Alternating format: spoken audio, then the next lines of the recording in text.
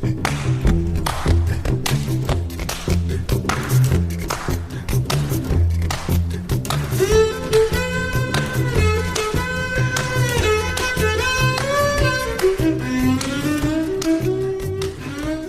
agora mais um Porque Sim Não É Resposta com o psicólogo Eduardo Sá. Hoje vamos falar de ex-casais que continuam sem se entender ao fim de anos de separação e quem paga são os filhos. Olá, Eduardo. É frequente que anos depois de uma separação os casais, ex-casais, continuem sem conseguir comunicar sobre os filhos. Não é esperado que isso se vá resolvendo com o tempo? Olá, Judite. Devia ser, não é? Devia ser. Mas são duas pessoas e às vezes nas duas pessoas há pelo menos uma que cria barreiras que são verdadeiros muros da vergonha, mas que existem e que, a pretexto da forma como se sentem vítimas, lesadas, ou seja o que for, criam dificuldades todos os dias aos seus filhos e os amarfanham mais do que pode parecer. Eu acho que, a dada altura, os pais, quando se separam, e acho muito bem que se separem, se entenderem que é esse o seu caminho, os pais têm que perceber que os filhos não podem estar permanentemente a ser onerados por isso. Ninguém exige, eu não, de certeza absoluta, aos pais que depois de se separarem vão jantar de 15 em 15 dias com os filhos e coisas do género, porque isso às vezes não é tão verdadeiro quanto à primeira vista pode parecer, por mais que eu respeite a intenção, mas ser necessário a um filho explicar que há uma conta da farmácia para dividir, que as propinas da natação permanecem por pagar e outras coisas do género, é uma coisa tão humilhante que eu não consigo entender, Judite, não consigo mesmo. Como é que, ao mesmo tempo, quem promove isso, por mais que tenha ressentimentos e às vezes com toda a legitimidade, seja o que for, não consigo entender como é que ainda assim se considera uma boa mãe ou um bom pai, porque está a magoar, está a negligenciar e muitas vezes está a maltratar. Isto é uma coisa que não pode ser admissível. E eu tenho esperança, devo dizer, que um dia os tribunais, quando os magistrados tiverem, se calhar, outra formação e os órgãos que decidem e deliberem no âmbito do direito da família forem mais plurais, porventura, tenho esperança que, de facto, isto configure negligência e maus tratos e que daí se retirem consequências, porque tenho a ideia que se não se for por aí, se não se for até aí, coisa que eu gostaria muito que não fosse necessário, há muitos pais que, se não forem advertidos, fazem isto com uma naturalidade sem pensarem nos filhos e, portanto, o egoísmo, e é de egoísmo que se trata nessas circunstâncias, independentemente das dores que possam ter, não é compaginável com a parentalidade, tanto como se calhar eles imaginam. Muitas vezes um dos pais sente que a sua opinião sobre a educação ou sobre a saúde dos filhos não tem o mesmo peso do que a do outro, mesmo quando formalmente ambos têm a mesma autoridade parental. Esse desequilíbrio é muito difícil de gerir.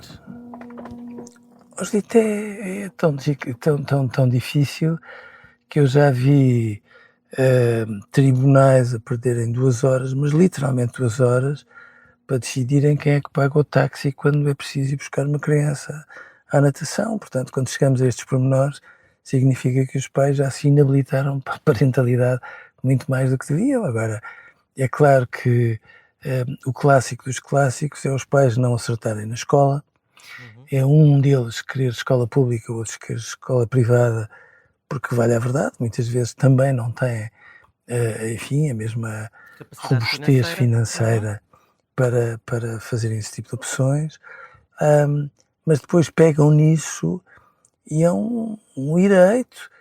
E eu não estou de acordo que ele ande no futebol porque ao domingo ou ao sábado não me apetece levantar mais cedo. É legítimo que uma mãe ou um pai digam isso, mas se calhar também há soluções para este tipo de coisas, não é?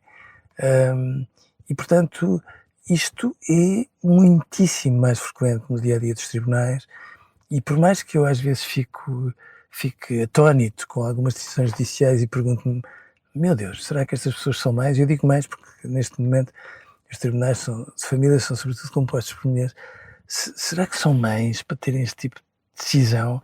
Às vezes eu não sei o que se passa, mas, mas eu também percebo que o dia-a-dia destas magistradas, sobretudo das magistradas, é horrível, porque é estarem a confrontar-se com pessoas que estão a esgrimir argumentos, às vezes absolutamente demagógicos, dito, complet, completamente demagógicos. Eu já vi um recurso de um advogado em relação a um tribunal a dizer não, eu exijo que o filho da minha constituinte consuma iogurtes da longa vida em vez de consumir iogurtes de marca branca.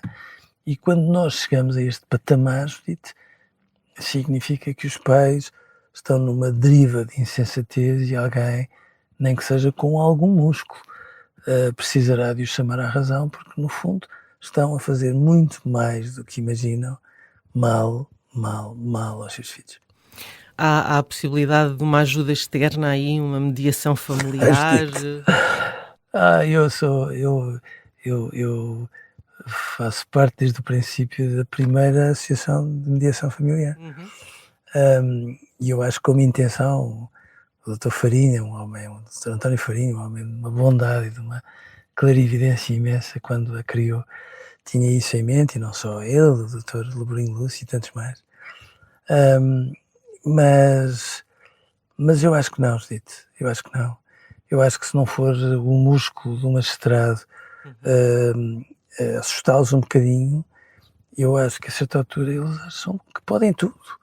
Os filhos são deles, eles podem tudo e à boleia disso criam, volto a dizer, situações que são muitas vezes negligência, noutras vezes maus tratos, e eu chamo a atenção para isso porque há uma lei que define muito claramente o que é perigo para uma criança e às vezes os tribunais de família, por ponderação, como é óbvio, não dão o devido entendimento a essa lei nesses contextos, mas eu às vezes gostava que dessem para pôr estas coisas graves todas um bocadinho mais no lugar, tal como elas deviam estar. E depois há o impacto que isto tem nas crianças, nomeadamente, vamos pensar nos adolescentes que crescem com os pais que não conseguem falar a uma só voz. Sobre temas importantes ainda por cima, não é? Sobretudo, Judite, até sobre o dia-a-dia, porque às vezes há crianças que crescem em realidades paralelas. A mãe acha que ele tem que se deitar às 9 e há pais que por birra dizem: mas em minha casa mando eu, se eu quiser ele deita-se às 11h30. E às vezes quando nós perguntamos: mas dê-me um argumento, porque sou eu que mando. E quem diz em relação ao deitar, em relação a tantas coisas mais. Bom, em casa da mãe não... Eu estou a dar os exemplos mais banais, como é evidente. Também há mães insensatas, infelizmente, claro. Em casa da mãe não utiliza, por exemplo, uma consola, senão ao fim de semana, durante algum tempo. Em casa do pai está a descrição o tempo todo que entende que deva estar.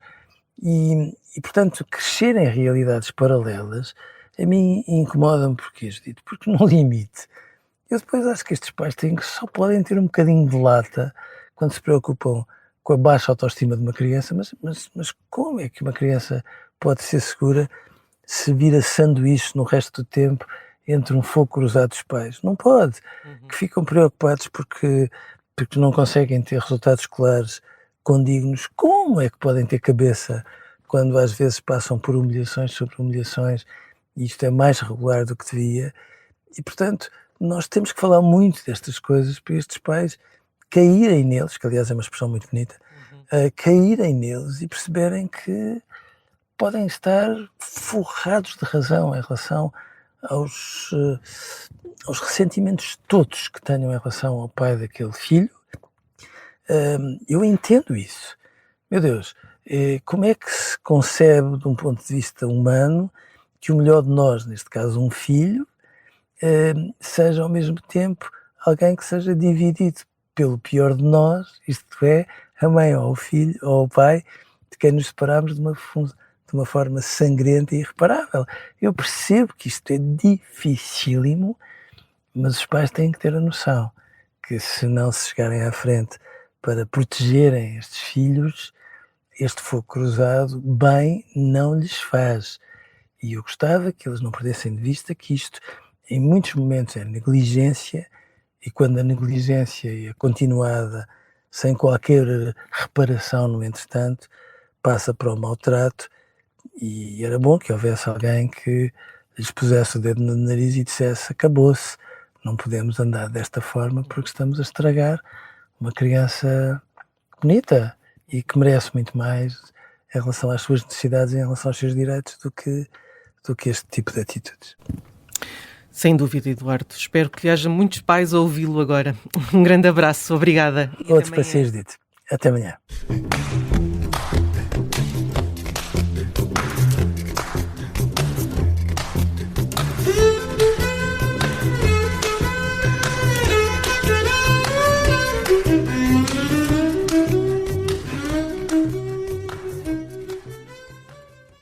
Este programa tem o apoio de BetClick.